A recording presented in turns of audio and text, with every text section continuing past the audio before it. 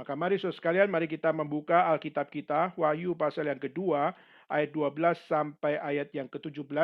Dan kita melanjutkan pembahasan kita setelah kita sudah membahas tentang Kristus dan gereja yang ada di Efesus. Dan kita sudah membahas Kristus dan gereja yang ada di Smyrna. Dan hari ini kita akan bicara tentang Kristus dan jemaat yang ada di Pergamus. Dan kiranya Tuhan melalui pembahasan ini mengingatkan kita, memberikan didikan kepada kita, dan juga mengkoreksi kita, dan juga memberikan guidance bagi kita. Dan kiranya setiap pertumbuhan rohani kita semua senantiasa terus di-refresh oleh Tuhan dan diberikan akan satu didikan untuk kita tidak mengulangi dosa yang lama. Dan kiranya Tuhan memberkati setiap kita di dalam pembahasan pada hari ini. Mari kita membukanya, Wahyu pasal 2 ayat 12 sampai ayat yang ke-17. Setelah menemukan, mari kita membaca bersama-sama. 1, 2, 3. Dan tuliskanlah kepada malaikat jemaat di Pergamus, inilah firman Dia, yang memakai pedang yang tajam dan bermata dua. Aku tahu di mana engkau diam, yaitu di sana di tempat tahta iblis. Dan engkau berpegang kepada namaku, dan engkau tidak menyangkal imanmu kepadaku. Juga tidak pada zaman Antipas saksiku, yang setia kepadaku, yang dibunuh di hadapan kamu, di mana iblis diam. Tetapi aku mempunyai beberapa keberatan terhadap engkau. Di antaramu ada beberapa orang yang menganut ajaran Bileam, yang memberikan nasihat kepada Balak untuk menyesatkan orang Israel, supaya mereka makan persembahan berhala dan berbuat zina. Demikian pula ada padamu orang-orang yang berpegang pada ajaran pengikut Nikolaus. Sebab itu bertobatlah. Jika tidak demikian, aku akan segera datang kepadamu dan aku akan memerangi mereka dengan pedang yang ada di mulutku ini. Siapa bertelinga, hendaklah ia mendengarkan apa yang dikatakan roh kepada jemaat-jemaat. Barang siapa menang, kepadamu akan kuberikan dari mana yang tersembunyi, dan aku akan mengaruniakan kepadanya batu putih yang di atasnya tertulis nama baru, yang dia diketahui oleh siapapun selain oleh yang menerimanya. Baik, sekian bacaan firman Tuhan pada hari ini. Mari kita sama-sama tundukkan kepala, kita bersama-sama berdoa, kita mohon kepada Tuhan, kiranya Tuhan memimpin setiap pembahasan kita hari ini. Bapa dalam surga, kami berterima kasih kalau Tuhan masih berfirman bagi kami, khususnya di era pandemik ini. Kami tahu berita-berita terus membuat kami down, karena begitu banyak akan bencana-bencana yang terjadi, begitu banyak orang-orang yang sedih, begitu banyak orang-orang yang mengalami akan satu hal duka cita, dan mereka mengalami akan satu pertanyaan besar di dalam hidup mereka di saat pandemik yang sudah begitu menyusahkan. Mereka harus melihat bagaimana mereka kehilangan keluarga mereka, mereka kehilangan orang yang mereka sayangi, mereka kehilangan akan pekerjaan, mereka kehilangan akan kesempatan demi kesempatan, sehingga pada saat menjalani hari demi hari yang Tuhan izinkan di dalam tahun 2021 ini, dengan nafas yang berat, dengan energi yang begitu lemah, mereka jalani hidup ini. Tuhan, kami sangat memohon kepada Tuhan, kiranya Engkau sendiri yang menjadi tiang awan dan tiang api bagi orang percaya, supaya mereka sungguh-sungguh dapat melihat kebesaran Tuhan hadir di dalam hari-hari mereka. Kami tahu ya Tuhan, mereka membutuhkan mujizat-Mu. Mereka membutuhkan akan apa yang dapat memberikan kekuatan dari setiap dahaga mereka. Kami berdoa kiranya Tuhan, orang-orang percaya mempelajari dengan benar iman mereka, sehingga mereka dapat tahu bahwa apa yang ada pada hati mereka adalah kepercayaan kepada Tuhan yang tidak pernah salah, dan Tuhan yang tidak pernah meninggalkan kami. Terima kasih ya Tuhan, kami bersyukur dan menyerahkan untuk persekutuan pada hari dalam tangan Tuhan. Kiranya Tuhan sekali lagi mengingatkan kami, berfirman bagi kami, dan mengkoreksi kami, dan membongkar kami, dan merefresh kami, dan membangunkan kami. Terima kasih ya Tuhan, inilah doa kami serahkan seluruhnya. Di dalam nama Yesus Kristus, kami bersama-sama berdoa dan kami bersyukur kepada Tuhan. Amin. So sekalian, kita hari ini masuk di dalam bagaimana Kristus menyatakan pesan kepada jemaat yang ada di Pergamus. Bagaimana kita melihat Kristus menunjukkan kepeduliannya kepada gereja Tuhan. Dan Tuhan memakai akan Yohanes, khususnya di saat dia menyampaikan di kitab Wahyu, bagaimana Tuhan memperhatikan gereja-gereja Tuhan. Tuhan memperhatikan jemaat-jemaat Tuhan. Tuhan memperhatikan setiap persekutuan-persekutuan. Dan Tuhan tidak tinggal diam di dalam setiap pergumulan-pergumulan yang ada. Dan Tuhan tidak tinggal diam di saat dosa-dosa dikerjakan oleh setiap orang-orang yang berada di dalam gereja Tuhan. Maka ini menunjukkan bahwa siapa yang berada di dalam gereja, jangan main-main. Kenapa? Karena Tuhan akan mengambil sebuah perhitungan. Karena rumah Tuhan bukan rumah pendeta. Karena rumah Tuhan bukan rumah orang percaya. Tapi rumah Tuhan adalah rumah di mana Tuhan bersemayam. Dan konsep Tuhan bersemayam adalah Tuhan yang ada di sana, yang ada di surga, tapi juga yang ada di bumi. Dan pada saat kita melihat pada hari ini pun, pada saat kita bersekutu, meskipun secara jumlah kita tidak banyak, tetapi kita percaya bahwa Tuhan menyatakan kepada setiap jemaat, menyatakan kepada setiap persekutuan, menyatakan pada setiap kelompok, dan menyatakan pada setiap komunitas orang percaya bahwa setiap kita harus tahu bahwa kemahahadiran Allah ada di dalam setiap apa yang kita kerjakan. Maka itulah kenapa kita pada saat memuji Tuhan, kita tidak boleh sembarangan memuji. Pada saat kita berdoa, kita harus sungguh-sungguh berdoa. Dan pada saat kita mendengar firman, kita harus punya fokus untuk mau belajar, khususnya dalam setiap kebenaran firman Tuhan. Maka mau berkhotbah pun tidak boleh sembarangan menyampaikan firman, tapi harus belajar punya hati yang takut akan Tuhan sehingga tidak sembarangan menyampaikan firman. Maka saudara, inilah kenapa kita melihat di dalam gereja di Efesus, Tuhan peduli terhadap yang terjadi di Smyrna. Tuhan peduli. Pada saat mereka mengalami penderitaan, di saat mereka melakukan dosa yang begitu menjijikkan di mata Tuhan, Tuhan tahu. Dan pada saat di dalam kemahatauan Tuhan, Tuhan tidak segan-segan mengambil kaki Dian. Dan Tuhan tidak segan-segan untuk memberikan akan satu didikan yang keras kepada gerejanya. Maka saudara, inilah kenapa kita harus mempelajari ini. Supaya kita sebagai pemuda Kristen, kita sebagai orang yang melayani Tuhan, kita sebagai orang yang berada di dalam gereja Tuhan, kita tidak boleh main-main. Kita harus punya disiplin yang sungguh di hadapan Tuhan. Kita harus punya hati yang takut akan Tuhan. Dan kita harus punya keseriusan. Khususnya bagaimana kita mengikut akan setiap apa yang difirmankan oleh Tuhan. Maka hari ini kita akan membahas Kristus dan gereja yang ada di Pergamus. Saudara, gereja yang ada di Pergamus dirintis dari tahun 312 AD sampai 606 AD. Maka kita melihat bagaimana ini adalah satu gereja yang Tuhan izinkan kurang lebih 200 tahun lebih khususnya dapat berdiri. Maka ini menunjukkan satu hal. Kalau Tuhan masih mengizinkan satu gereja bisa bertahan 200 tahun, itu adalah satu campur tangan Tuhan. Tapi tahukah saudara, mungkin ada satu gereja yang Tuhan izinkan untuk memiliki akan sejarah yang pendek. Ada yang Tuhan izinkan memiliki sejarah yang panjang. Meskipun ada gereja yang punya sejarah pendek, ada gereja yang punya sejarah panjang. Yang harus menjadi ukuran bukan panjang dan pendeknya. Yang menjadi ukuran bukan karena gereja itu sudah dipelihara oleh Tuhan selama 200 tahun, menunjukkan itu adalah gereja yang diberkati. Lalu mengatakan bahwa gereja yang umurnya pendek pasti adalah gereja yang tidak diberkati oleh Tuhan. Saudara, kita melihat hari ini seperti yang terjadi di Cungkok. Di Tiongkok kita melihat bagaimana banyak gereja-gereja yang baru mulai 1-2 tahun. Akhirnya karena pemerintah melakukan akan satu invasion. Sehingga akhirnya kita melihat mereka tidak bisa lagi beribadah kepada Tuhan. Lalu apakah itu berarti mereka adalah orang-orang yang diberkati oleh Tuhan? Apakah itu berarti mereka punya menyimpan dosa sehingga akhirnya Tuhan tidak izinkan mereka punya jemaat, mereka punya gereja bisa berdiri di dalam waktu yang lama. Dan banyak sekali saudara orang-orang Kristen sendiri menilai akan gereja-gereja yang seperti itu. Dan akhirnya mereka mengatakan salah sendiri sih. Kenapa? Karena gereja tidak mau ikut pemerintah.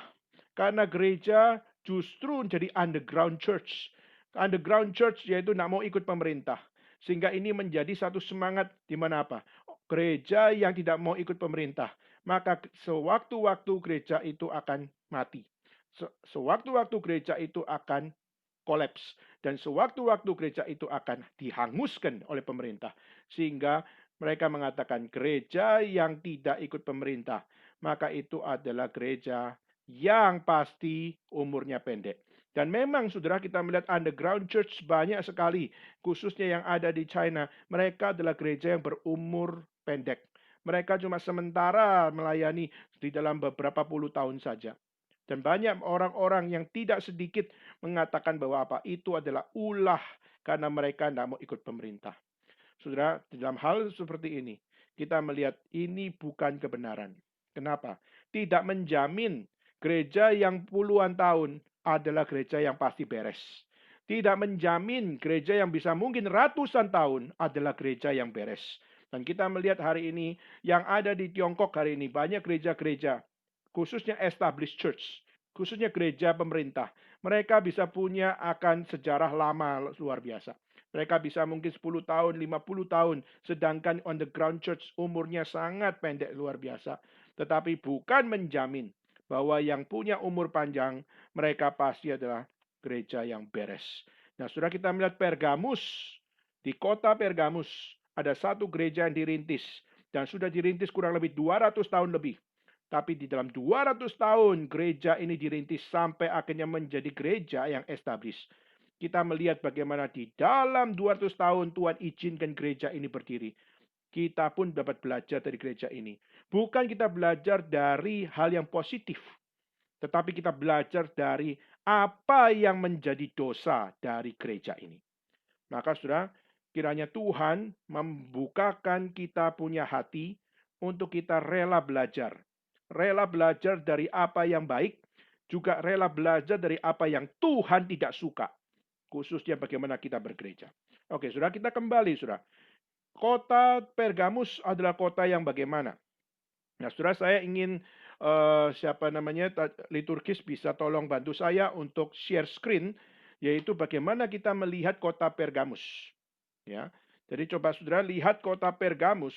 Kota Pergamus adalah ibu kota dari Asia Tengah. Jadi kalau kita, Asia Kecil lebih tepatnya.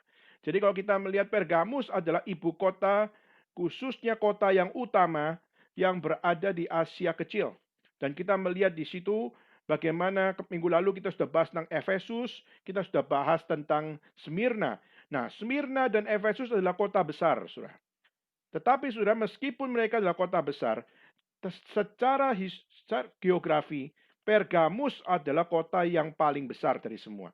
Maka kalau kita bisa katakan ibu kota dari Asia Kecil, itu adalah Pergamus. Nah, saudara, Pergamus adalah kota utama. Khususnya di dalam bagaimana orang-orang yang tinggal di sana, mereka sudah punya akan kepercayaan kepada dewa. Nah, saudara, daerah dari Asia Kecil itu, mereka semua rata-rata adalah teritorial dari Roman culture atau Roman Greek, ya. Khususnya kepercayaan kepada Yunani kuno. Dan kita melihat bagaimana mereka percaya kepada berhala-berhala, mereka percaya kepada dewa-dewa. Nah, kalau kemarin kita sudah melihat bagaimana khususnya di Smyrna maupun juga yang ada di Efesus, mereka punya kepercayaan kepada Dewi Artemis. Ya, mereka percaya kepada dewi yang dikenal sebagai dewi yang mensuplai akan kehidupan dari kota Efesus maupun juga dari kota Smyrna. Nah, saudara, kalau kita melihat Pergamus adalah kota yang lebih besar, ya, meskipun secara ekonomi tidak sebaik Efesus maupun tidak sebaik Smyrna, ya. Jadi kalau kita bilang kota ini kota yang dikatakan ibu kota, tapi meskipun dikatakan sebagai ibu kota, secara ekonomi tidak semaju kota-kota kedua atau kota ketiga. Contoh misalnya apa? Contoh misalnya kalau di Tiongkok adalah ada satu provinsi namanya Provinsi Fujian. Nah, ibu kota Fujian di mana? Ibu kota Fujian adalah ada di Fuzhou, ya, ada di kota Fuzhou. Tetapi saudara, kalau kita bicara tentang Fujian, Fuzhou meskipun adalah ibu kota, tapi banyak dari orang-orang bisnismen mereka tidak melakukan bisnis di Fuzhou, tapi justru mereka melakukan bisnis adalah di Xiamen. Jadi Xiamen itu bukan ibu kota, tapi Xiamen lebih terkenal daripada Fuzhou. Kenapa? Karena Xiamen adalah satu kota yang di pinggiran laut.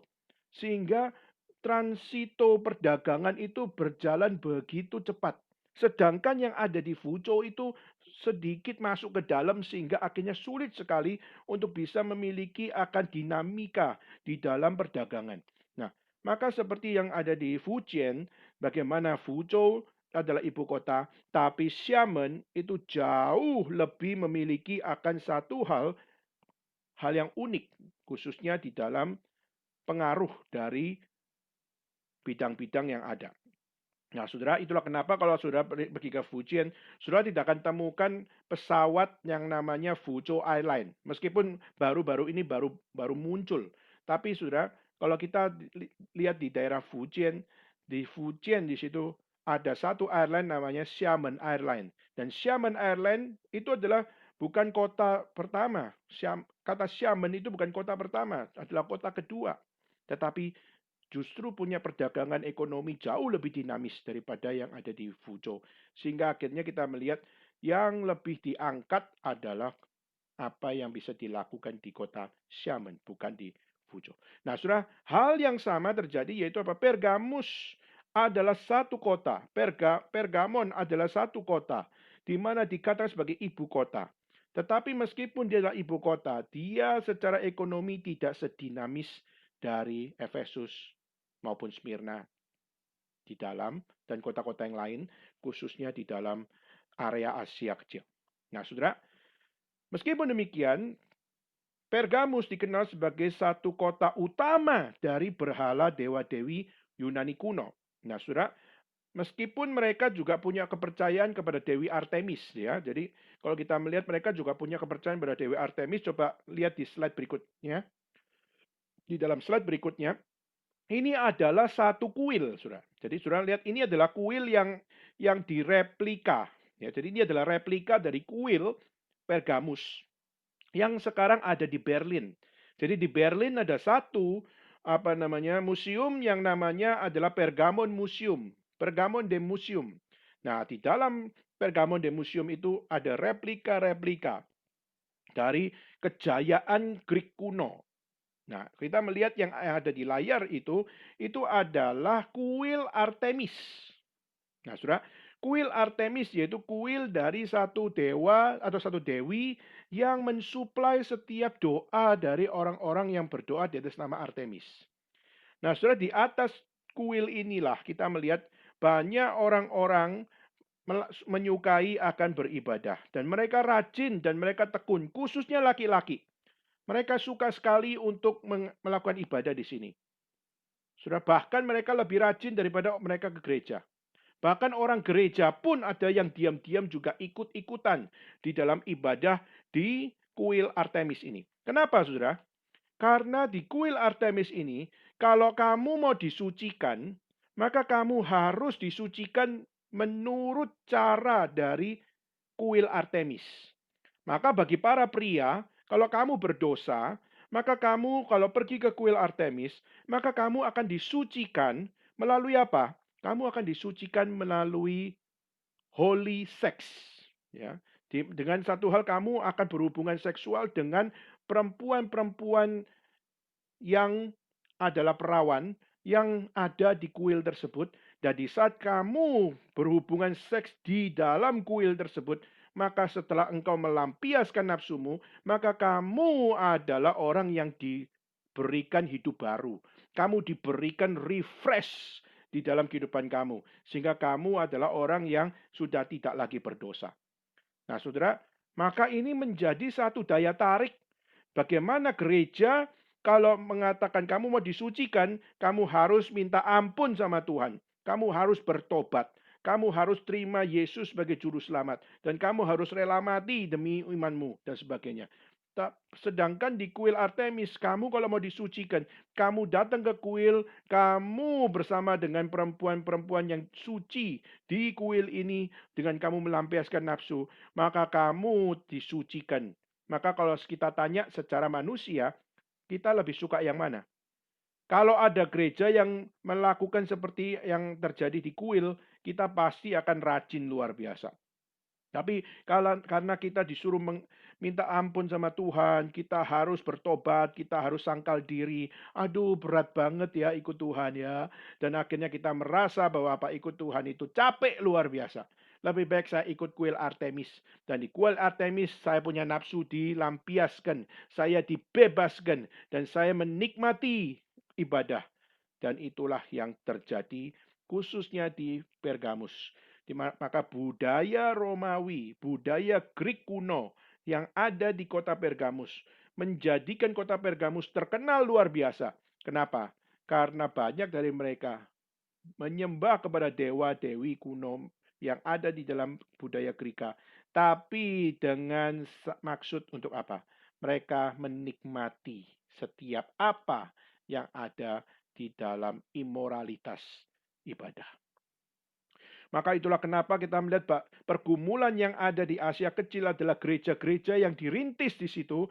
Jemaat-jemaat tersebut juga dirayu, ayo kalau kamu mau bebas dari dosa, kamu jangan menyangkal diri, kamu jangan minta ampun sama Tuhan, kamu jangan capek-capek untuk mengikut Tuhan. Ayo datanglah ke kuil Artemis, lampiaskan nafsumu dan minta ampun dengan kamu melampiaskan akan seksualmu, maka kamu akan bebas dari dosa.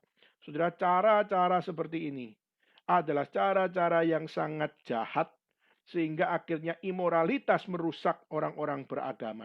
Dan saudara, itulah kenapa orang-orang Kristen yang ada di zaman tahun 312 sampai 606 adalah orang-orang Kristen yang secara moral bobrok luar biasa. Kenapa? Karena mereka melakukan apa yang namanya kompromis. Jadi satu sisi mereka menghidupi hidup sebagai orang Kristen, tapi satu sisi yang lain mereka juga mau hidup sebagai orang yang menikmati dari kuil Artemis. Maka banyak orang yang kekristenan yang ada di kota Pergamus, mereka adalah mukanya pianlai pianci, yaitu mukanya berubah-ubah. Jadi ada masanya mereka jadi orang Kristen yang baik, tapi ada masanya mereka jadi penganut kuil yang baik. Dan akhirnya mereka semua bersibuk-sibuk ria untuk ganti topeng terus-menerus. Sehingga akhirnya Tuhan menghukum gereja yang ada di Pergamus karena mereka tidak setia kepada Tuhan. Saudara, maka ini adalah salah satu bentuk bagaimana kita melihat kota Pergamus adalah kota dewa atau dikatakan sebagai kota penyembahan ke berhala yang sangat-sangat terkenal khususnya kepada Dewi Artemis. Meskipun saudara, ini adalah kuil yang besar kepada Dewi Artemis. Juga ada kepercayaan-kepercayaan kepada beberapa dewa. Dan dua dewa yang sangat dikenal adalah satu dewa namanya dewa, coba diberikan gambarnya dua slide sesudah ini. Ya, jadi tolong coba. Ya, ini adalah satu dewa namanya Asklepius. Nah, satu dewa yang dikenal sebagai dewa kesembuhan. Jadi ini adalah satu dewa yang dikenal sebagai dewa yang bisa menyembuhkan setiap orang yang sakit. Jadi dewa ini dewa yang terkenal luar biasa di Pergamus karena di Pergamus di situ ada seorang pintar yang namanya Asklepius ini dan dia bisa memberikan akan satu hal, menciptakan obat dan juga menciptakan medis untuk bisa menolong warga yang ada di Pergamus. Maka kalau saudara pergi ke Pergamus ada satu rumah sakit yang terkenal di situ dan rumah sakit itu adalah akademi yang dimulai dari Asklepius. Dan akhirnya kita melihat tanda dari Asklepius adalah tongkat dan juga adalah ular. Nah, saudara, tongkat dan ular ini menjadi akan lambang. Dan sehingga akhirnya kita melihat hari ini dunia apoteker atau dunia medis, kalau kita pergi ke apotik, kita seringkali lihat ada gelas dan juga ular atau tongkat dan ular. Dan kita melihat itu adalah satu pengaruh khususnya bagaimana kita belajar dari Greka kuno, bagaimana kita belajar untuk memberikan penyembuhan kepada orang-orang yang sakit dan sebagainya. Nah, maka di zaman dulu mereka percaya Asklepius adalah dewa Itulah kenapa di sana saudara akan menemukan bahwa ada satu kayak sumur gitu ya.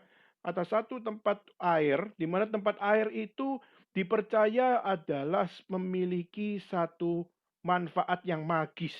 Yaitu apa? Kalau orang ke sana cuci muka, maka apa? Jerawatnya hilang. Lalu kalau mereka lagi sakit tangannya waktu disentuhkan di air, mereka akan sembuh. Dan itu menjadi kepercayaan-kepercayaan mistis yang pernah ada di dalam sejarah, khususnya di Pergamus. Maka sejarah dewa Asklepius yang dikenal sebagai dewa kesembuhan, ini menjadi satu dewa yang sangat-sangat penting selain Dewi Artemis. Kedua adalah Asklepius. Ya. Nah, coba di slide berikutnya. Nah, ada satu dewa lagi namanya adalah dewa Bacchus, ya. Dewa yang namanya Bacchus, Bacchus, ya. Dewa Bacchus ini adalah dikenal sebagai dewa kesenangan. Jadi dia suka melampiaskan nafsunya dengan makan, melampiaskan nafsunya dengan minum, melampiaskan nafsunya dengan pesta, melampiaskan nafsunya dengan kekayaan, melampiaskan nafsunya dengan kesenangan, sehingga hidup adalah untuk bersenang-senang. Nah, saudara, ini adalah dewa yang menjadi favorit, khususnya di Pergamus, yaitu apa?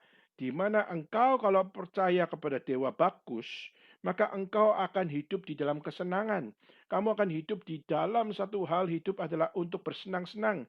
Hidup adalah untuk kita menikmati.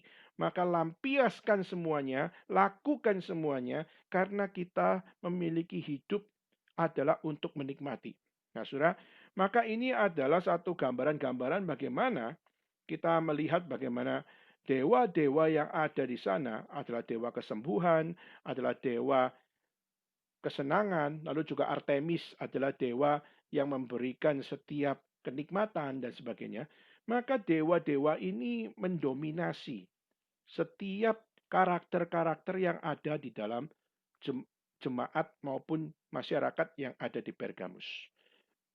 Jadi di sini kita bisa melihat kota yang besar, maka mereka lebih menjadi orang yang sangat-sangat mencintai bersenang-senang. Kota yang besar, akhirnya mereka mengharapkan bahwa segala sesuatu tidak boleh ada sakit. Karena kalau kita sakit, maka kita tidak hidup enak. Maka hidup enak harus dengan sehat. Dan karena kita kadang-kadang harus mengalami kesakitan, maka dewa akan memberikan pertolongan. Dan saudara, ini adalah satu hal yang terjadi. Ya. Lalu saudara, coba lihat di dalam dua slide sebelumnya. Ya. Coba lihat di dua slide sebelumnya. Ya. Nah, ini secara arsitektur, Pergamus juga adalah satu kota yang sangat unik. Nah, saudara kalau lihat, Pergamus itu rata-rata adalah berbentuk berlembah-lembah gitu ya. Jadi kita melihat di bagian atas mereka membangun satu kota.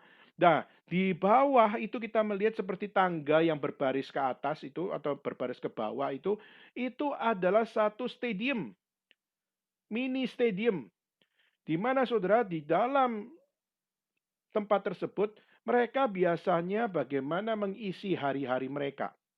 Jadi setiap hari malam minggu, mereka setiap hari Sabtu, setiap hari Minggu, mereka mengisi hari-hari mereka dengan mereka berkumpul di sana. Kenapa? Karena di sana mereka bisa menikmati entertainment. Jadi mereka bisa menikmati entertainment. Jadi yang melakukan sebuah atraksi itu adalah di bawah dan yang nonton adalah dari bawah ke atas. Dan di situ mereka memiliki sound system, tidak perlu beli sound system, tapi mereka menggunakan echo dari apa yang ada pada lembah tersebut. Jadi meskipun orang di bawah bicara atau berteriak, itu suaranya bisa kedengeran sampai paling atas. Dan ini adalah satu bagian di mana kota Pergamus adalah kota yang maju.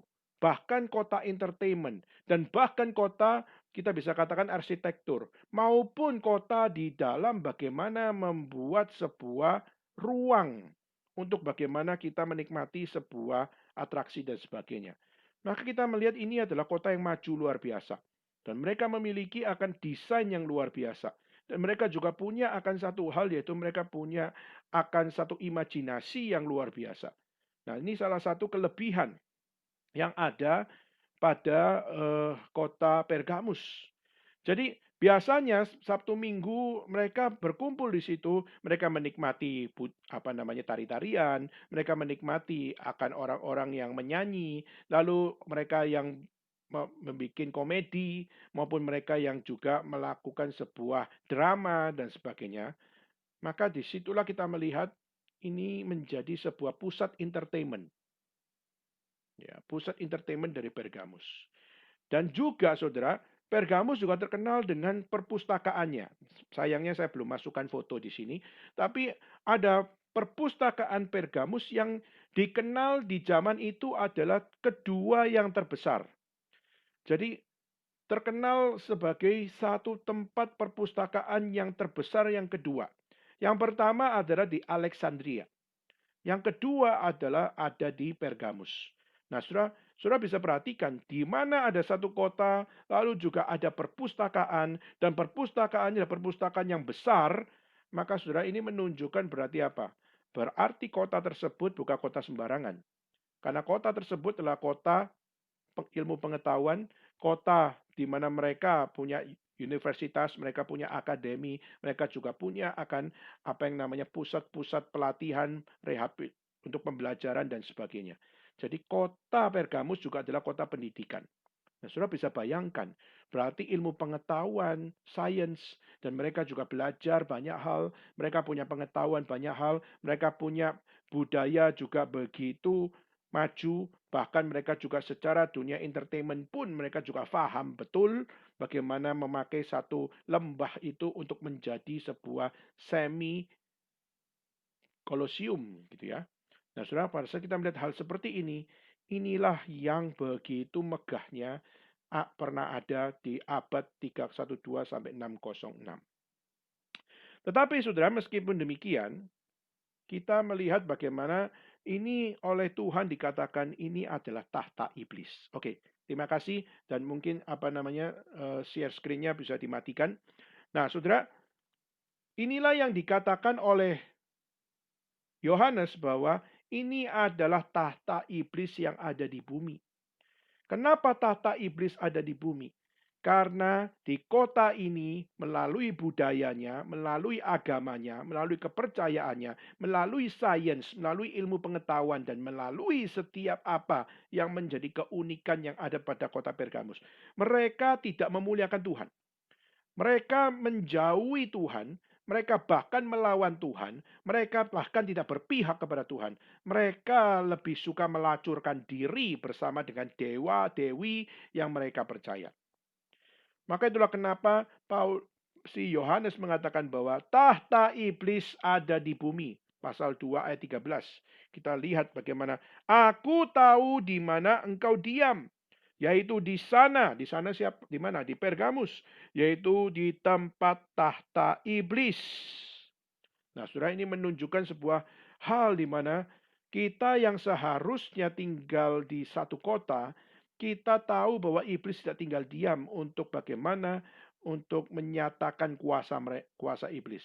Maka kita sebagai orang percaya, kita seharusnya adalah orang-orang yang tidak ikut-ikutan dipengaruhi oleh iblis.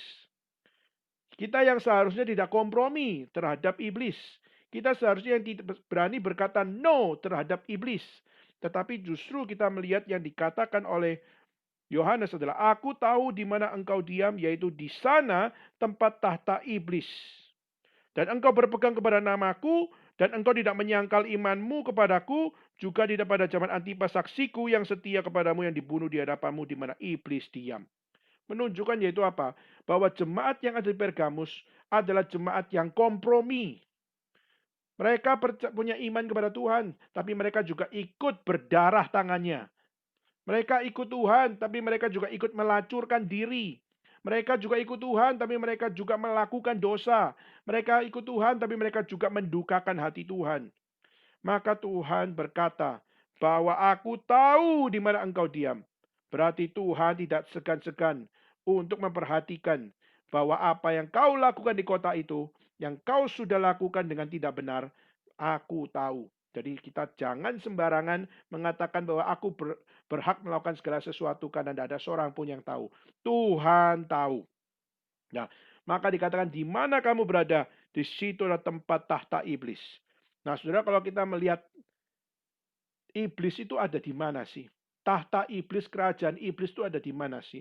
Nah, saudara, kalau kita mau kembali kepada sejarah perjanjian lama, kita melihat sebenarnya yang pertama kali kerajaan yang dikatakan sebagai kerajaan iblis itu adalah Babylon. Jadi Babylon itu adalah satu kerajaan yang dimulai dari seorang yang bernama Nimrod.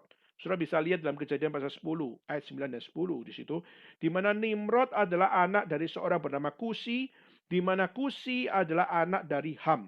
Nah, Ham itu adalah anak yang dikutuk oleh Nuh. Kenapa? Karena anak tersebut adalah anak yang melakukan hal yang tidak benar di hadapan Tuhan. Nah, kita melihat Babylon adalah satu kerajaan yang dibangun khususnya kepada Tuhan tetapi di dalam Tuhan yang salah.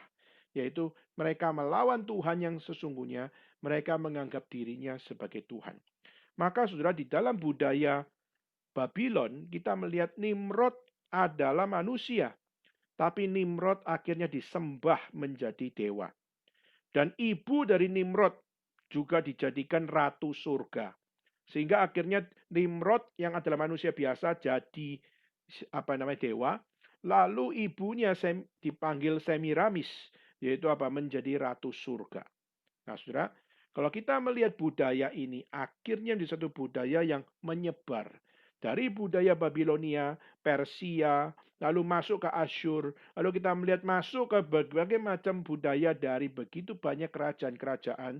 Nah, saudara, sampai kepada zaman Romawi, kita melihat bagaimana pernah Romawi menjadi kota Kristen dari seorang bernama Konstantin. Nah, tetapi pada saat Konstantin menjadi seorang Kristen, dan dia akhirnya menjadikan Romawi itu menjadi Kristen, tetapi sayangnya adalah Konstantin meskipun dia adalah seorang kaisar yang akhirnya menjadikan Roma menjadi kota Kristen, sayangnya adalah dia tidak sungguh-sungguh jadi Kristen. Kenapa? Karena di satu sisi yang lain dia percaya pada Kristus. Dia percaya kepada Yesus karena dia dapat mimpi bahwa di Romawi itu ada salib Kristus. Sehingga akhirnya ini membuat membuat dia terinspirasi dengan menjadikan Romawi menjadi kota Kristen. Dan dia berhasil menjadikan Roma menjadi kota Kristen. Tapi sayangnya adalah Konstantin tidak sungguh-sungguh jadi Kristen. Kenapa? Karena dia pun adalah orang yang dualisme. Jadi di satu sisi Konstantin adalah orang Kristen dan sangat mengagungkan Kristus, tapi satu sisi yang lain dia juga terbuka kepada dewa-dewa Greka yang lain. Jadi dia masih tidak meninggalkan akan dewa-dewa yang mereka percaya, yang mereka pernah adopsi dan sebagainya. Nah, saudara, dan akhirnya kita melihat dia melakukan dia melakukan toleransi. Dan waktu mereka melakukan toleransi ini, akhirnya mereka menjadikan akan iman Kristen dan iman kepada yang lain bukan menjadi sesuatu yang harus dipisahkan, tapi bisa dibicarakan, bisa untuk dikembangkan dan sebagainya. Dan akhirnya saudara ada satu gerakan yaitu namanya gerakan Gnostik, di mana gerakan Gnostik adalah gerakan yang mistis, tapi meskipun mereka adalah gerakan yang mistis percaya pada Tuhan dan sebagainya, tapi mereka menekankan bahwa pengetahuan itu adalah hal yang harus ada di dalam hidup kita. Jadi akhirnya kelompok Gnostik mengatakan bahwa pengetahuan itu adalah tuan atas manusia.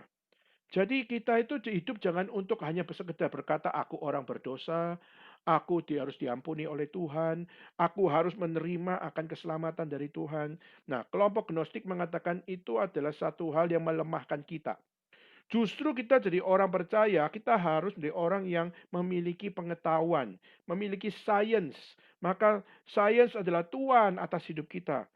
Maka akhirnya mereka di satu sisi seperti Kristen, punya kepercayaan kepada Tuhan, tapi di satu sisi yang lain mereka tidak punya akan kuasa Roh Kudus, tapi justru mereka menjadi orang yang menekankan akan satu hal, sains menjadi sesuatu yang penting. menjadi tuan atas diri manusia. Sehingga jangan cari pengampunan, jangan cari keselamatan, jangan cari hal-hal yang mistis. Ke satu sisi percaya Tuhan, yes, tapi juga punyalah kepercayaan apa? Bahwa kepercayaanmu itu didukung dengan apa yang namanya sains dan sebagainya. Akhirnya saudara, di dalam perkembangan gereja yang kita lihat melalui akan pengaruh dari kepercayaan-kepercayaan dari dewa-dewi dan sebagainya. Akhirnya kita melihat gereja mengalami sebuah distorsi. Contoh saudara, gereja tahun 300 itu mulai melakukan satu aktivitas yaitu apa?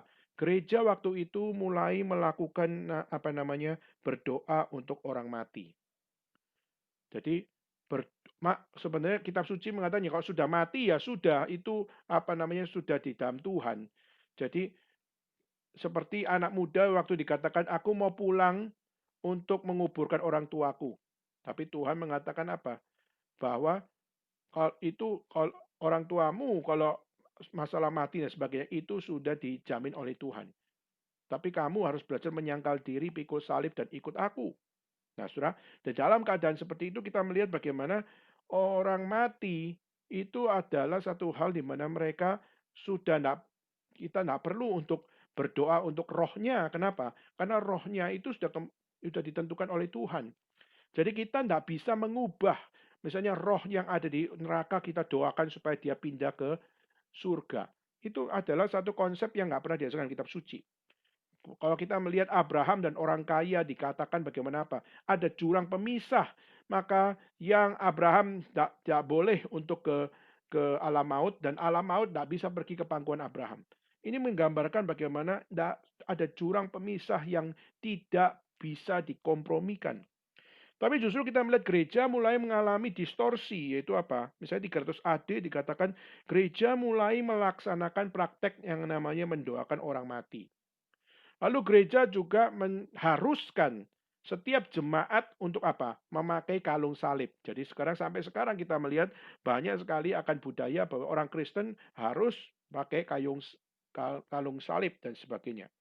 Nah, ini menjadi satu hal yang harus ada di tahun 300 AD. Lalu kita melihat mulai lagi juga bagaimana muncul misalnya tahun 431, di situ kita melihat bagaimana gereja mulai melakukan pemujaan kepada Bunda Maria. Akhirnya Bunda Maria diangkat menjadi ratu surga. Ya. Nah, ini mirip sekali dengan konsep Babilonia. Jadi Nimrod adalah dewa, ibunya adalah Semiramis, yaitu dikatakan sebagai ratu surga. Dan ini mempengaruhi gereja, yaitu Maria adalah ibu surgawi, dan Yesus Kristus adalah Tuhan dan Juru Selamat. Dan kita melihat ini menjadi distorsi. Akhirnya ibu Yesus menjadi ratu surga. Nah, ini adalah satu konsep yang mengalami distorsi. Kenapa? Karena mulai mengikuti Babylonian culture.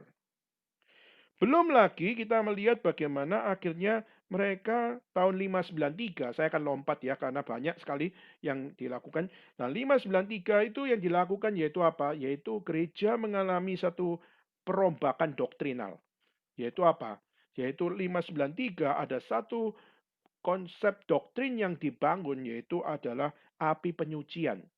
Jadi orang yang berdosa, tapi waktu mereka bisa melewati api penyucian dan bisa lolos dari api penyucian, maka mereka bisa masuk surga. Jadi ini menggambarkan bagaimana kalau kamu mau jadi orang percaya, maka kamu harus lewati api penyucian itu. Dan kalau kamu bisa melewati semuanya dengan usahamu tentunya, maka kau akan masuk surga. Nah, pertanyaannya adalah, bukankah keselamatan itu adalah by grace alone? Adalah oleh karena anugerah Allah saja. Nah, kalau konsep api penyucian, yaitu setiap orang berdosa lewat api penyucian, lalu dia bisa melewatinya, berarti dengan usahanya dia bisa melewati api penyucian, bisa tahan dengan setiap apa yang ada pada api penyucian, maka dia masuk surga. Bukankah berarti keselamatan itu adalah karena usaha kita? Bukankah itu berarti saya bisa menyelamatkan diri saya dengan kekuatan saya? Nah, saudara, ini adalah sangat bertentangan dengan ajaran kitab suci. Nah, saudara, maka kita akhirnya bisa melihat Katolik, Roman Catholic, menjadi akan imitation dari Babylonian culture. Akhirnya kita melihat bagaimana orang-orang Katolik menjadi kelompok yang mengulang kesalahan doktrinal yang sama yang pernah ada di zaman Babilonia. Dan saudara, ini menjadi satu hal yang itulah kenapa kita berkata bahwa apakah Kristen dan Katolik itu sama? Kita dengan tegas berkata beda. Meskipun kita sama-sama beribadah kepada Kristus, tapi ada konsep-konsep yang fatal yang tidak seharusnya menjadi pegangan, tapi justru itu dilakukan dan diadopsi oleh kelompok-kelompok yang tidak bertanggung jawab. Sehingga akhirnya kita melihat justru dengan framework Babylonian belief ini akhirnya mempengaruhi kekristenan, dan kita akhirnya melihat Katolik adalah salah satu yang akhirnya terpengaruh dengan Babylonian culture ini, sehingga akhirnya terjadi yaitu apa? Kompromis. Saudara, ini adalah satu hal yang kita harus sadari bahwa apa?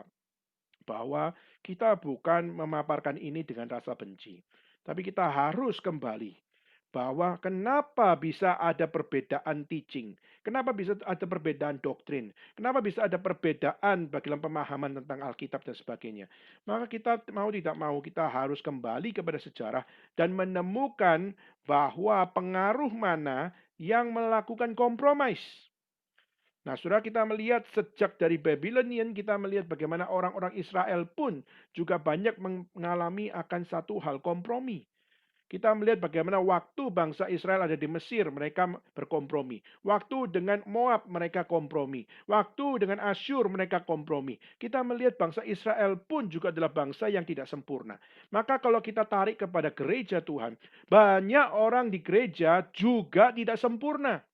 Banyak orang yang mengatakan aku adalah pengikut Kristus, tapi mungkin engkau adalah orang yang cara berpikirnya secara doktrin adalah Babylonian belief.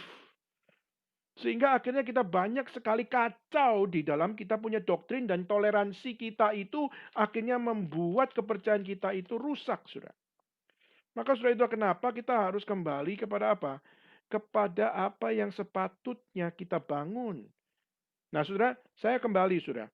Gereja di Pergamus akhirnya bukan menjadi gereja yang kristosentrik. Jadi tidak memusatkan kepada apa yang diajarkan oleh Kristus. Tapi akhirnya kita melihat gereja yang ada di Pergamus lebih cocoknya adalah Roman Church. Gereja yang lebih bersifat Romawi. Gereja yang lebih bersifat Greek. Yang bersifat ancient Greek. Sehingga akhirnya apa? Gereja menjadi campur aduk. Akhirnya kita melihat apa yang ada pada budaya Gerika itu akhirnya merusak kemurnian yang ada pada gereja itu sendiri. Akhirnya sudah gereja tidak mewakili Kristus. Akhirnya gereja hanya mewakili apa yang namanya pengertian-pengertian mitos yang ada pada budaya Gerika. Nah, setelah itulah kenapa kita melihat di dalam keadaan seperti ini, Tuhan menyatakan bahwa apa? Bahwa aku tahu bahwa engkau ada di tempat iblis dan kau berpegang namaku, tapi kamu tapi kamu justru adalah orang-orang yang berada di dalam apa? Satu hal, mereka memang berusaha mempertahankan. Mereka berusaha mempertahankan iman. Mereka berusaha mempertahankan doktrin. Mereka berusaha mempertahankan kekristenan mereka. Tapi dikatakan ayat 14, saudara, aku punya keberatan terhadap kamu. Berarti menunjukkan apa, saudara? Bahwa Pergamus mereka berusaha semaksimal mungkin untuk menjaga kemurnian, tapi mereka justru melakukan apa yang dipandang oleh Tuhan adalah keberatan. Kenapa? Karena kompromi. Nah, kompromi macam apa yang digambarkan oleh Tuhan Yesus, khususnya kepada jemaat yang ada di Pergamus? Nah, saudara, kalau kita melihat ayat 14 yaitu apa? Keberatannya yaitu adalah ada beberapa orang yang menganut ajaran Bileam. Nah, ajaran Bileam yang memberi nasihat kepada Balak untuk menyesatkan orang Israel supaya mereka makan penyembahan berhala dan berbuat zina. Nah, saudara, ini adalah satu gambaran yang perlu kita sama-sama untuk lihat bahwa orang Pergamus mereka berusaha loh. Mereka berusaha menjaga kemurnian, mereka berusaha menjaga keunikan kekristenan. Tapi akhirnya mereka jatuh juga. Dan kejatuhan mereka adalah karena mereka memulai dengan kompromi.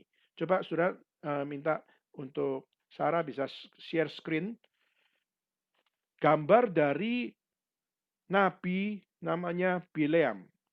Jadi Bileam itu adalah nabi Israel. Coba yang ada gambar after close pergamon closing ya. Ya, coba next.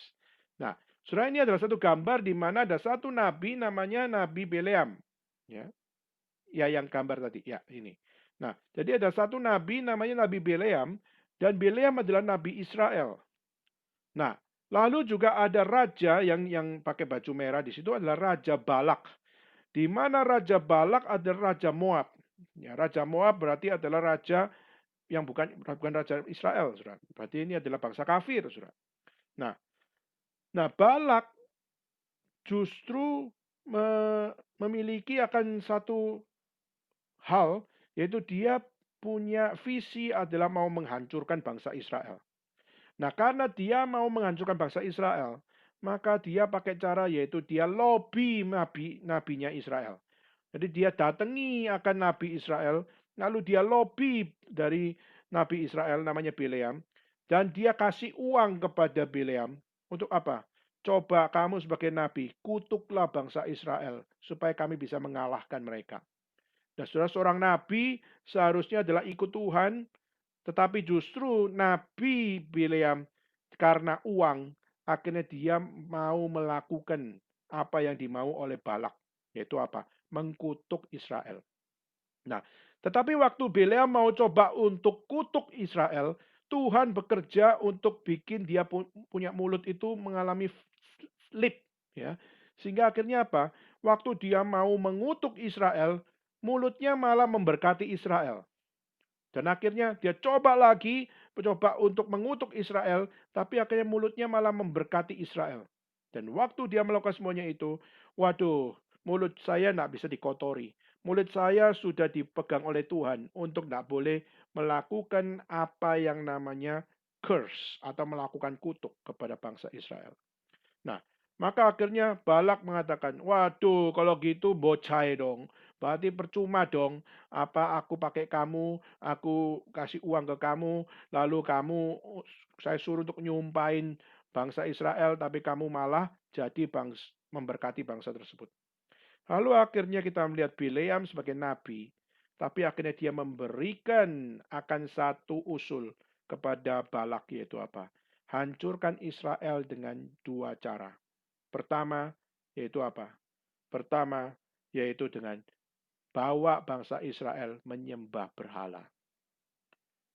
Maka penyembahan berhala akan membuat mereka tidak mengingat Tuhan lagi. Karena Tuhan tidak dilihat oleh mata mereka. Berhala bisa kita lihat dengan mata kita. Maka bikinlah berhala, suruh mereka sembah. Mereka pasti akan dengan gampang berpaling dari Tuhan. Lalu kedua, yaitu dengan perbuatan zina. Jadi kita melihat pelampiasan nafsu seksual itu menjadi satu hal. Bagaimana kirim perempuan-perempuan yang cantik mengganggu akan orang Israel. Akhirnya kita melihat bangsa Israel jatuh di dalam perzinahan. Maka di sini perzinahan bukan sekedar perzinahan secara fisik, tapi juga terjadi perzinahan secara spiritual, yaitu mereka berpaling, tidak setia kepada Tuhan, tapi mereka berpaling kepada dewa-dewa. Maka di sini akhirnya kita lihat yang terjadi adalah iman sudah tidak lagi relevan. Kepercayaan kepada Tuhan tidak lagi relevan. Maka uang menjadi relevan. Nafsu menjadi relevan. Perzinahan menjadi relevan. Maka kalau kita melihat ini menjadi tema-tema di dalam kehidupan kita sebagai orang percaya, bukankah kita sedang mendukakan hati Tuhan? Maka itulah kenapa, saudara, Tuhan Yesus melalui surat ini kepada Pergamus, melalui Yohanes, mengatakan, aku keberatan terhadap engkau. Meskipun kamu secara iman berusaha menjaga kemurnian, tapi engkau kompromi. Dan meskipun mulutmu membela Tuhan, tapi kelakuanmu tidak membela Tuhan. Tuhan keberatan. Nah, sudah itulah kenapa kita melihat banyak orang-orang Kristen bahkan jadi hamba Tuhan pun, kita melihat bagaimana Tuhan tidak segan-segan untuk menghukum mereka. Berapa banyak kita melihat pendeta-pendeta yang Tuhan hukum secara publik. Contoh misalnya kita melihat di Surabaya, ada satu pendeta yang akhirnya yang sudah bertahun-tahun melakukan pelecehan seksual, tetapi belum terkuak sampai akhirnya sang korban mengatakan kepada publik. Dan waktu mengatakan kepada publik, akhirnya dia sekarang masuk penjara. Dan ini menunjukkan betapa apa. Mereka adalah hamba Tuhan. Mereka melakukan tugas kenabian Tuhan. Tapi karena uang, tapi karena nafsu, tapi karena zina, maka Tuhan memberikan hukuman kepada mereka. Saudara, ini menjadi satu hal yang kita tak boleh main-main. Di Amerika juga ada satu hamba Tuhan yang sangat terkenal, di mana dia dikenal sebagai the father of discipleship. Ya. Tetapi saudara akhirnya terkuak, dia mengatakan bahwa tahun 2020 adalah tahun terakhir saya pelayanan. Kenapa? Karena saya punya affair sama saya punya sekretaris. Dan akhirnya di sini kita melihat orang-orang begitu kaget. Kenapa? Karena dia bukankah adalah hamba Tuhan, tapi kenapa bisa affair sama sekretaris? Lalu kita juga melihat, saudara, ada hamba Tuhan yang juga dikatakan sebagai orang reform sekalipun. Tapi akhirnya terlibat di dalam satu hal, yaitu melakukan pelecehan seksual di spa, sauna di Amerika. Dan ini juga menjadi satu hal yang mengagetkan luar biasa. Berarti saudara harus ingat, menjadi orang percaya, iblis tidak segan-segan untuk menggoncangkan iman kita, menggoda kita untuk jatuh di dalam dosa. Berarti saudara, kita semua diincar oleh iblis. Kita semua mau dilahap oleh iblis untuk kita bisa jatuh di dalam dosa. Tetapi bagaimana kita melihat semuanya ini? Nah saudara, bukan itu saja. Ayat 15 dikatakan, demikian juga ada padamu orang-orang berpegang pada ajaran pengikut Nikolaus. Nah, berarti bukan cuma sekedar ajaran Bileam, yaitu mereka yang Kristen, tapi juga sekaligus mereka adalah pengikut dari kepercayaan-kepercayaan Greka. Tapi kedua adalah seorang yang bernama Nikolaus. Nikolaus adalah seorang yang dikenal sebagai orang percaya. Bahkan ada yang mengatakan ini adalah Santo Nikolaus. Dikatakan sebagai orang suci, saudara. Tetapi Nikolaus adalah seorang Kristen tapi yang ditolak di Efesus, saudara. Jadi kenapa dia ditolak di Efesus? Karena dia justru mengatakan bahwa pelayanan itu tidak boleh diberikan kepada orang-orang awam. Keputusan tidak boleh diberikan kepada orang-orang awam. Jadi pelayanan itu harus dikontrol oleh satu orang. Dan satu orang itulah yang harus mengontrol semua apa yang ada pada gereja Tuhan. Dan satu orang itu adalah satu orang yang punya otoritas yang sama terhadap firman Tuhan. Jadi dia adalah satu patokan bagi kita semua. Jadi semua jangan pakai interpretasi sendiri-sendiri, semua pakai patokan orang ini. Nah, salah satu sisi secara manajemen itu baik, ya. Tapi satu sisi yang lain kita melihat kalau satu orang ini menjadi patokan, berarti bukankah dia menjadi Tuhan? Kedua adalah kalau dia menjadi patokan, bukankah Kristus adalah patokan? Satu-satunya patokan, satu-satunya sumber, satu-satunya standar. Kalau Kristus adalah satunya standar, bagaimana mungkin kita akhirnya harus mengikuti patokan atau standar dari manusia? Karena manusia bisa salah. Tuhan Yesus tidak bisa salah. Nah saudara, akhirnya Nikolaus mengembangkan satu hal, yaitu percayalah kepada satu kekuasaan. Kekuasaan itu dipegang oleh satu orang. Dan satu orang itu adalah yang menjadi patokan dari semuanya. Maka saudara, konsep paus itu akhirnya dicetuskan oleh Nikolaus. Dan akhirnya kita melihat Roman Katolik memulai akan apa yang dipikirkan yang diidekan oleh Nikolaus sehingga akhirnya paus dipilih. Dan itulah kenapa kita melihat yang dikatakan oleh Yesus kepada jemaat yang dari Pergamus yaitu apa? Ada padamu orang-orang yang berpegang kepada ajaran pengikut Nikolaus. Yaitu apa? Jangan dengar orang-orang Kristen. Jangan dengar pemberita Injil Kristen. Mari kita dengar Nikolaus. Nikolaus adalah patokan kita. Nikolaus adalah pegangan kita. Nikolaus adalah firman bagi kita. Dan akhirnya kita melihat yang terjadi apa? Nikolaus membuat seluruh dunia patuh kepada dia. Dan akhirnya ide kepausan menjadi satu ide yang sangat-sangat mendominasi kekristenan waktu itu. Sehingga kalau tidak mengikuti Nikolaus, hukum mati. Gak ikut Nikolaus, maka berarti dia tidak takut kepada gereja Tuhan. Maka saudara, inilah yang menjadi satu gambaran. Waktu kita melihat orang Kristen di Pergamus, tipenya kayak Bileam. Orang percaya tapi cinta uang. Orang percaya tapi justru mengajarkan untuk bagaimana menyembah berhala dan juga berzina. Dan juga Nikolaus, dia bukan Tuhan, tapi suruh semua orang patuh sama dia, menjadikan dia menjadi paus, menjadikan dia dirinya sebagai Tuhan. Nah, saudara, ini adalah satu hal yang rusak luar biasa. Itulah kenapa Yesus berkata, siapa bertelinga, hendaklah dia dengar apa yang dikatakan Roh kepada jemaat-jemaat. Berarti dia mengajar apa? Harus memperhatikan. Yang punya telinga, perhatikan. Yang punya telinga, dengar. Dan yang dikatakan kepada jemaat-jemaat itu, perhatikan dengan seksama.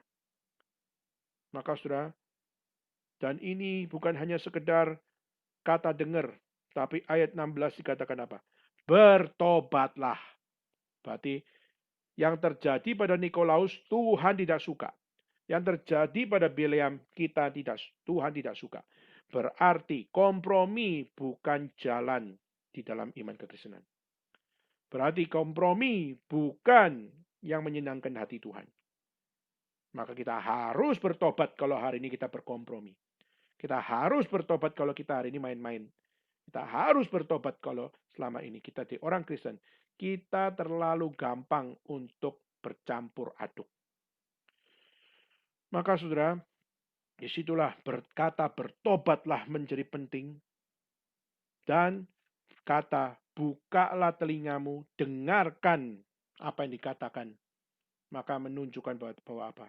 Kita harus berani berkata no terhadap kompromi.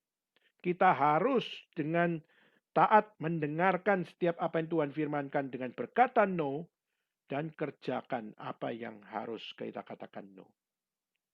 Maka Tuhan akan memberikan blessing-nya. Dikatakan, barang siapa menang kepadanya akan kuberikan mana yang tersembunyi. Dan aku akan mengaruniakan kepadanya batu putih. Dan di atasnya tertulis nama baru yang tidak ketahui siapapun. Kecuali yang menerima. Coba lihat di slide berikutnya, saudara. Maka di slide berikutnya itu adalah foto dari Nikolaus. Ya. Nikolaus yang dikatakan sebagai orang yang mencetuskan bahwa dirinya adalah pemimpin yang perlu didengar oleh semua orang. Dan akhirnya banyak sekali gereja yang mengikuti dia. Tapi juga ada gereja yang berkata tidak. Nah, di Efesus mereka berkata tidak pada Nikolaus. Tapi Pergamus membuka diri kepada dia. Maka nasihat yang terakhir yaitu adalah slide berikutnya. Bertobatlah. Dan bukan sekedar bertobatlah. Tetapi juga adalah kau harus dengar apa yang dikatakan oleh Roh. Barang siapa menang, ku berikan mana yang tersembunyi. Berarti apa? Ku berikan firman yang benar itu. Doktrin yang benar itu. Perkataan Tuhan yang benar itu. Akan ada padamu. Dan mengaruniakan batu putih. Yaitu apa? Mengaruniakan akan satu hidup yang baru. Di dalam hidup orang percaya. Jadi Kristen itu adalah sebuah perjuangan. Maka menjadi Kristen itu adalah sebuah peperangan, saudara. Maka menjadi Kristen itu adalah satu hal kita harus dengan sincere heart untuk apa? Mengikut Tuhan, berani melawan setiap apa yang menjadi kuasa kegelapan, dan kita terus melihat perlunya pertobatan yang sejati, dan dengar firman dan lakukan firman, dan jangan kita gampang jatuh di dalam kompromi. Jika tidak, kita akan mengulangi dosa Pergamus di dalam kehidupan kita. Maka saudara, hari ini kita biarlah menutup akan ibadah hari ini dengan satu hal. Tuhan, dengarlah doa kami. Jangan sampai kami menjadi orang-orang yang kompromi seperti jemaat di Pergamus. Jangan sampai kami mengikuti Bileam, kami mengikuti Nikolaus. Akhirnya kami mengacaukan iman kekristenan. Kami merusak keunikan kekristenan. Kami menjadikan kekristenan menjadi satu iman yang tidak menyenangkan hati Tuhan. Dan kiranya Tuhan berbelas kasihan bagi kita, mengkoreksi kita, dan memimpin kita. Baik, saudara sekalian, mari kita sama-sama mengambil sikap berdoa, dan kita bersama-sama memohon kepada Tuhan. Saya minta satu rekan kita untuk berdoa. Saya minta untuk Gracelyn untuk bisa berdoa untuk kita. Mari kita berdoa. Tuhan, terima kasih atas firman-Mu yang hari ini kami boleh dengarkan lagi sekali lagi ya Bapak, di tengah-tengah kehidupan kami yang mungkin susah, yang complicated, tetapi Engkau masih memberikan kami waktu dan kesempatan untuk sekali lagi ditegur akan kebenaran firman-Mu ya Bapak. Terima kasih atas kesempatan dan juga teguran yang keras ini terhadap setiap hati kami. Kiranya firman ini tidak hanya berhenti di sini, tapi kiranya firman ini selalu menyertai hidup kami. Kami tidak hanya mendengar dan melupakan firman ini saja, tetapi kiranya kami selalu bisa dikuatkan untuk melakukan firman ini di kehidupan kami sehari-hari. Kiranya kami bukan menjadi orang-orang yang kompromi terhadap dosa, kompromi terhadap keadaan di sekitar kami, tetapi kiranya firman ini terus hidup kami. Iman kami terus dapat dikuatkan di dalam-Mu saja, Bapa. Kiranya kami dapat hidup lebih benar di hadapan-Mu. Dan kiranya kami mempunyai tekad yang kuat untuk tidak kompromi dengan segala dosa dan juga hal-hal yang tidak benar di hadapan-Mu ya Bapa. Kiranya Engkau selalu menyertai hidup kami dari hari ini sampai seterus-terusnya Bapa, karena kami tahu bahwa kami tidak dapat menjalani kehidupan ini sendiri tanpa-Mu. Terima kasih ya Bapa. Dalam nama Yesus kami berdoa. Amin. Amin. Oke, saudara sekalian, kita akan melanjutkan dengan kita akan mempersiapkan hati kita masuk dalam persembahan, dan kita juga akan masuk di dalam lagu yang berikutnya. Oke, saudara, saya serahkan kepada Sarah untuk melanjutkan.